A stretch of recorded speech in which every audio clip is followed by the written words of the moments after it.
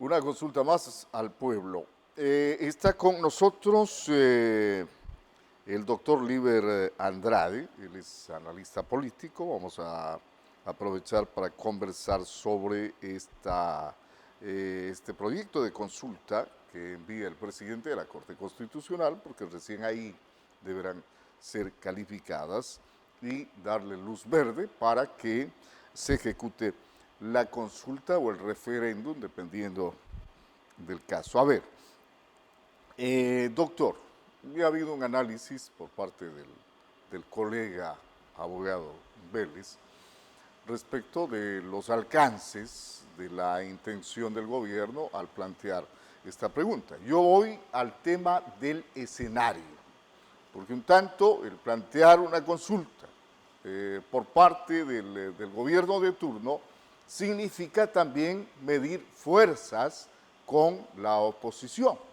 ¿Cómo está el escenario para el gobierno al implementar esta consulta? Gracias Osvaldo y a la ciudadanía. Yo creo que hay que señalar una primera premisa. Usted también ha identificado adecuadamente que todo marco normativo tiene que siempre estar acorde al avance de la sociedad, a los requerimientos normativos que quiere la sociedad en un momento determinado. Y en el marco, por supuesto, eminentemente político, para tratar de destrabar ciertas instituciones jurídicas que tenemos a nivel de la Carta Política del Estado, es importante que, en este caso, el pueblo ecuatoriano se pronuncie. El pueblo ecuatoriano tiene hoy por hoy la primera línea de pronunciamiento, conforme lo dice el artículo 204 de la Constitución. Y yo creo que esa es una de las formas de que los mandatarios tengan que tomar en cuenta ese criterio de la ciudadanía. Evidentemente que el escenario actual en que se plantea estas preguntas tiene mucho que ver con la preparación del terreno en cuanto tiene que ver a las elecciones seccionales que muy pronto vendrán. Y por supuesto el gobierno nacional no va a desperdiciar esta situación para tratar de ir ganando más presencia a nivel del Ecuador. Así es que este marco propositivo de reformas a la Constitución de la República, que serían las 6 primeras preguntas, como ustedes muy bien lo han hecho aquí al diseñar las 7 preguntas, son preguntas que tienen que ver con cambios normativos a la Constitución de la República. Y eso, conforme lo indica el artículo 441 de la Carta Política del Estado, tiene que hacérselo mediante enmienda. Solo la última es una pregunta de carácter general que sí ya corresponde a una pregunta conforme a la consulta popular diseñada por la Carta Política. ¿Por qué yo me refiero al asunto del escenario político? Porque regularmente en las consultas la gente no va a las urnas consciente de la trascendencia que tiene la respuesta que le va a dar a cada una de esas preguntas y la incidencia que va a tener la misma cuando se lleve a la práctica en los destinos del país, sino de acuerdo a quien la propone. Si la propone el presidente y el presidente está con un nivel de popularidad altísimo, entonces la consulta gana, no hay ningún problema. Pero si no tiene esa popularidad, entonces la consulta pierde, la consulta no tiene la respuesta de la ciudadanía. Vamos al... Sí. Por doctor. supuesto que sí, Osvaldo. Mire usted que incluso para que la ciudadanía pueda ir a sufragar y dar un voto consciente, hay 2 funciones del Estado que deben hacer una difusión adecuada de estas preguntas una vez que la Corte Constitucional las haya aprobado. Y esa es precisamente la función electoral. Y la otra es la función de transparencia y control social. No nos olvidemos que esta última función es la que debe encargarse de que la participación ciudadana sea activa y responsable.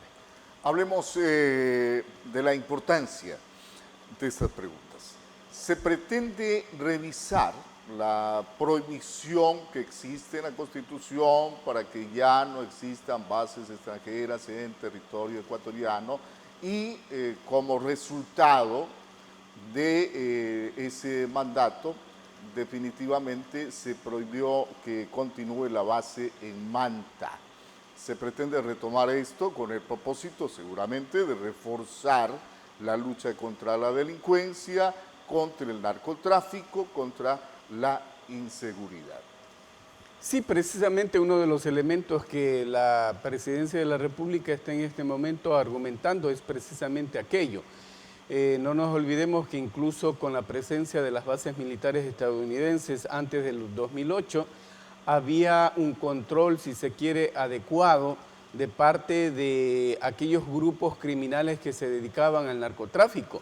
Luego de esa época ha venido y se ha recrudecido, ha habido ya no solamente el Ecuador es un país de paso para el narcotráfico, sino que también es un país en el que ya se está produciendo estos productos que van a enfermar y que están matando a muchos jóvenes del país y a niños, niñas incluso.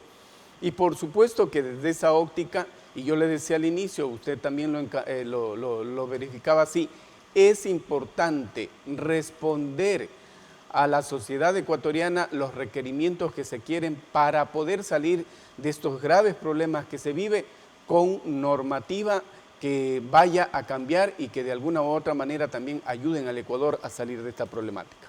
Respecto de la eliminación de la quinta función del Estado, como es la función de transparencia y control social, cuyo organismo visible es el Consejo de Participación Ciudadana y Control Social. ¿Hasta qué punto es conveniente? Bueno, eso es necesario por todas las pugnas que han habido, las destituciones, el pronunciamiento de la Corte Constitucional, de destituir a estos vocales del Consejo de Participación Ciudadana, tomando en cuenta que han dejado de cumplir con los mandatos constitucionales y legales para la designación fundamentalmente de altas autoridades del sector público. Y entonces esto ha hecho que de alguna u otra manera se tenga que pensar que efectivamente estas designaciones se las tenga que hacer a través de un mecanismo mucho más ágil, a través de un organismo que ya el Ecuador desde 1830 lo venía haciendo y que en este caso es la Asamblea Nacional.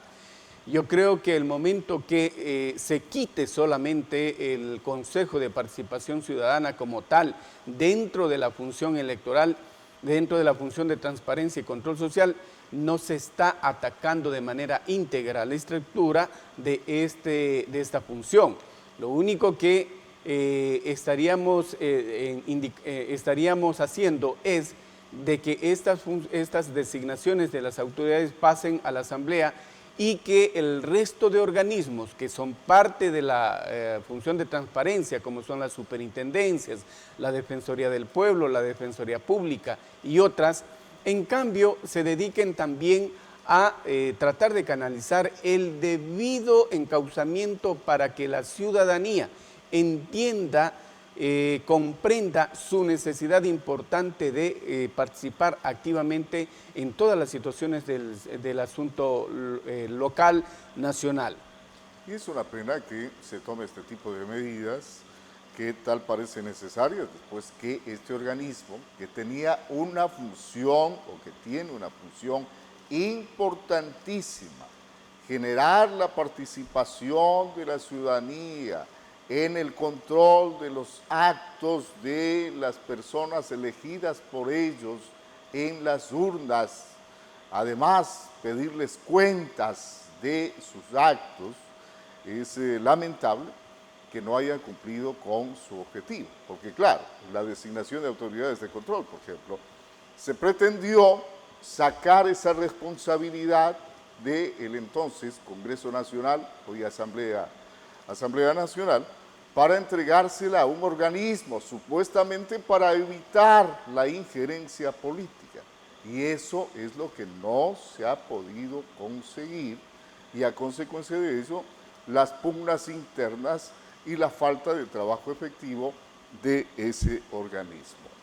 ¿Es conveniente, doctor, a su criterio, bajar el número de asambleístas? Por supuesto, la ciudadanía lo ha venido manifestando desde hace muchos años. Es realmente difícil que se sigan manteniendo ese número de asambleístas en este momento de 151. Antes, en las elecciones anteriores, para elegir a los representantes de la Asamblea Nacional eran 137. Y con este número de asambleístas, realmente el Ecuador no es que ha tenido leyes importantes, no es que ha tenido un marco jurídico robustecido, un marco jurídico que realmente vaya a solucionar los problemas de la sociedad, los problemas de los pueblos del Ecuador. Yo creo que en ese orden de cosas, el reducir el número de asambleístas va a permitir a que más bien el diálogo, la conversación entre las bancadas legislativas que hayan, va a apresurar, en definitiva, a que un proyecto de ley salga en mejores términos. Bien, una de las preguntas también tiene que ver con cortar la entrega de recursos por parte del Estado para las organizaciones políticas. ¿Cuál es su criterio sobre ese tema? Partiendo de la premisa general de que toda organización de carácter privado, por ejemplo, se tiene que autosostener, yo estimo de que esa es una situación que es pertinente. ¿Por qué? Porque cierto es de que, como decía el colega en el análisis de la presentación de estas preguntas, cierto es de que hay ciertos personajes, candidatos que no van a estar en la misma línea de acción para poder actuar, porque se va a necesitar dinero, porque se va a necesitar una serie de recursos.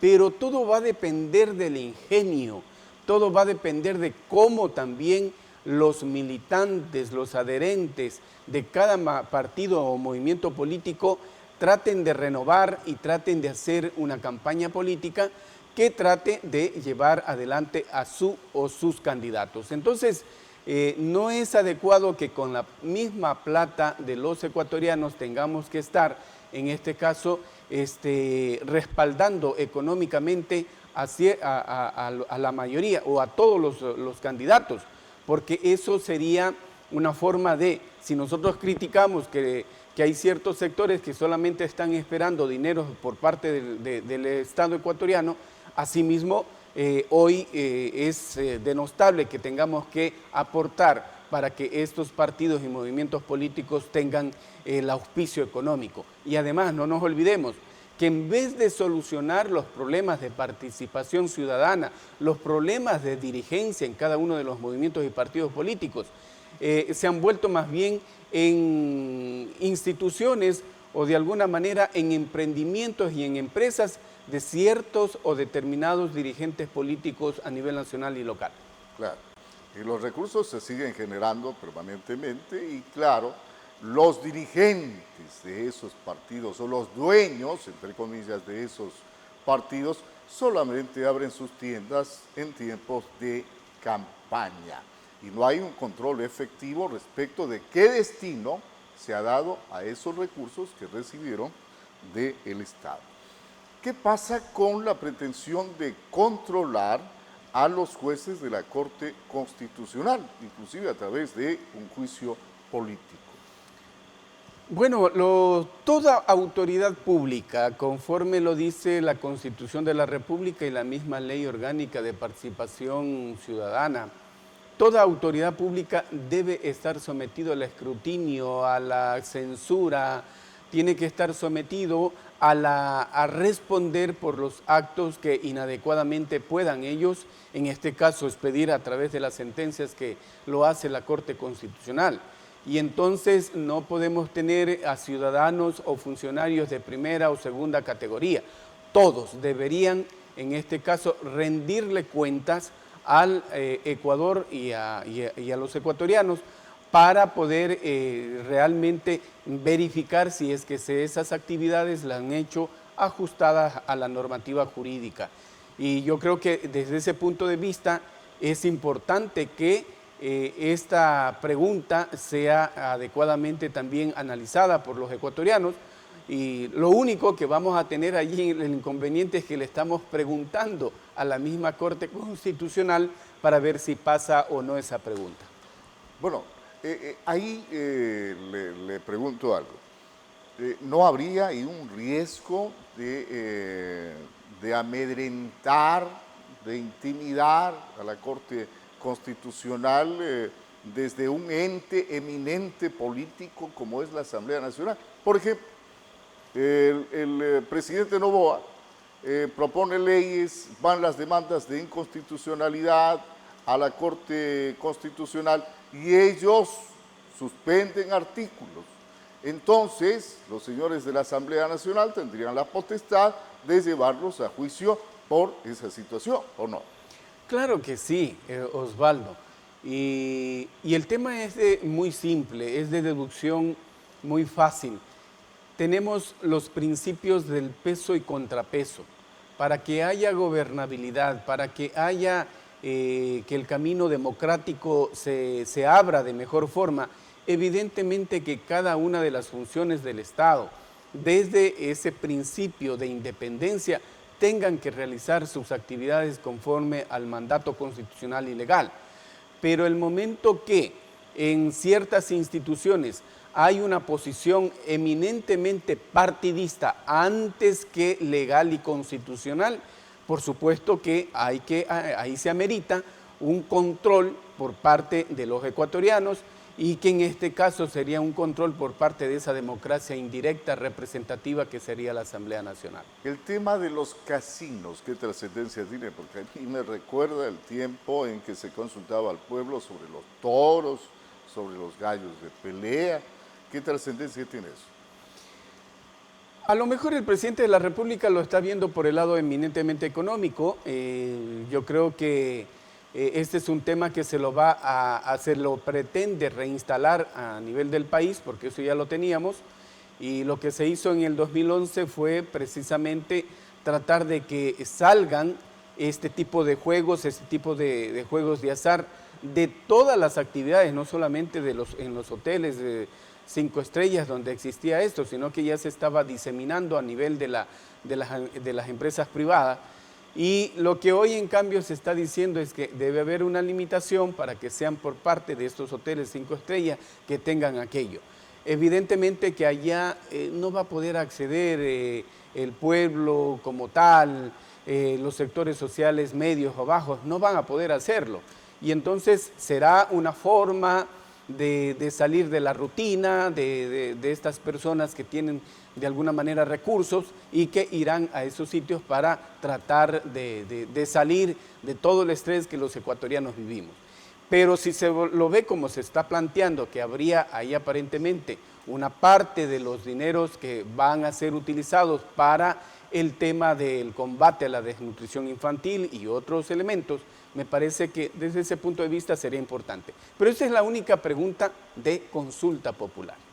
Bien, gracias por estar acá con nosotros, doctor Líber Andrade, analista político, dando su criterio respecto de las preguntas propuestas por el presidente para la siguiente consulta popular.